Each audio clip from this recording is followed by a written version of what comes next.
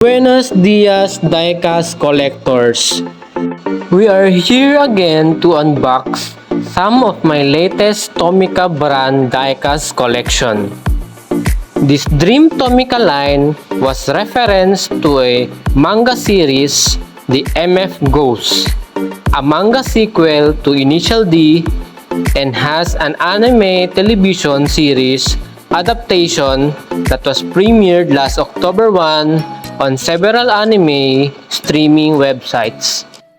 This anime revolves around a new rookie racer, Kanata Katagiri, a 19-year-old Japanese-British young man who showed up on the scene driving a Toyota 86 and beating European top tires car. He was also trained by a legendary downhill and rally racer Takumi Fujiwara from the Initial D series. We will first unbox the Toyota GT86, which is driven by protagonist Kanata Katagiri.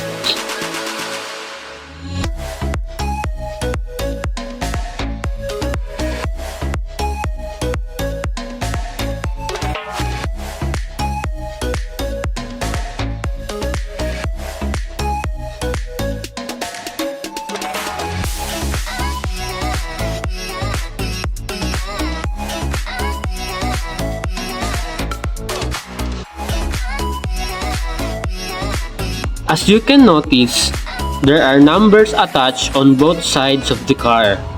These numbers identifies the rankings of the participant in the MFG racing competition.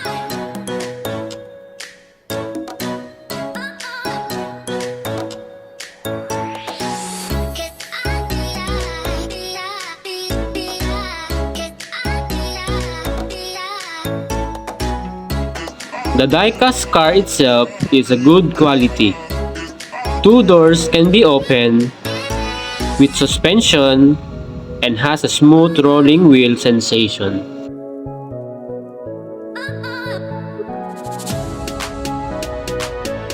Next, we have this Toyota GT86 with black hood.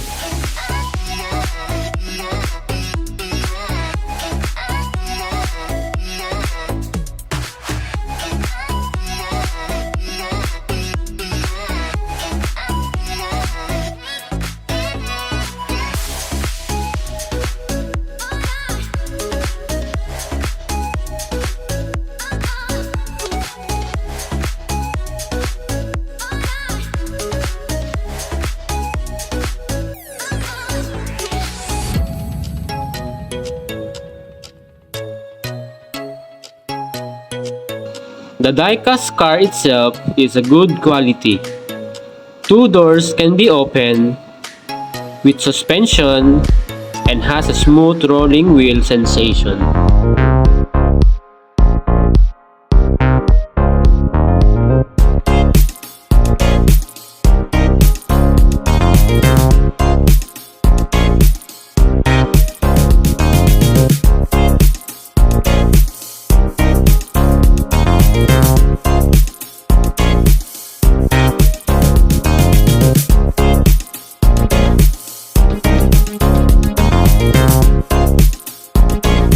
As a comparison, we also have to unbox this Initial D GT86 to differentiate the TOMICA release for Initial D and MF Ghost.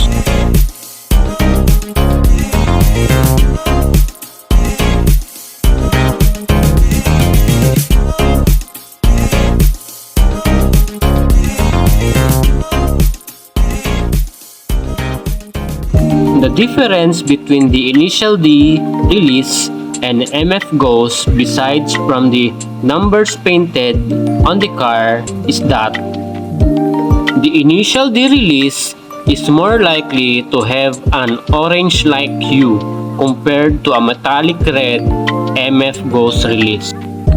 And also, it has an additional plastic spoiler.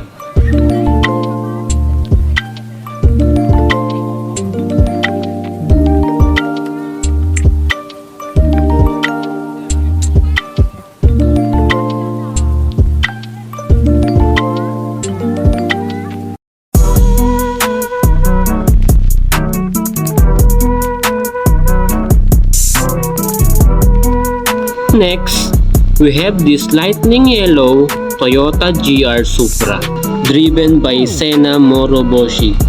It is number 885 and he is ranked 15 in the MFG.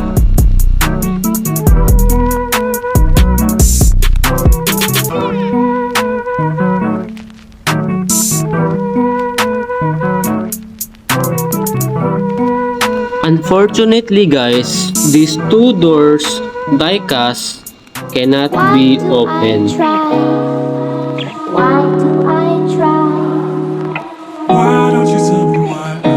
But overall, this die-cast car is very awesome, with working suspensions and with smooth rolling sensation.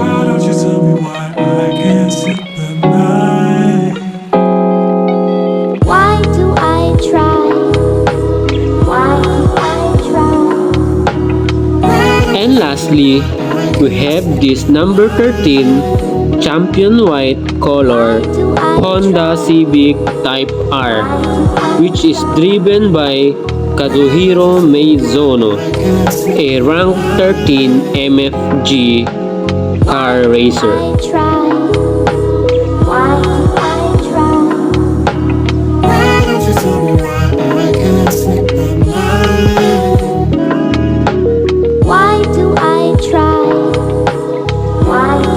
Unfortunately guys, same with the Supra, this 4-door die-cast car, doors cannot be opened. But overall, this die-cast car is very awesome, with working suspensions and with smooth rolling sensation.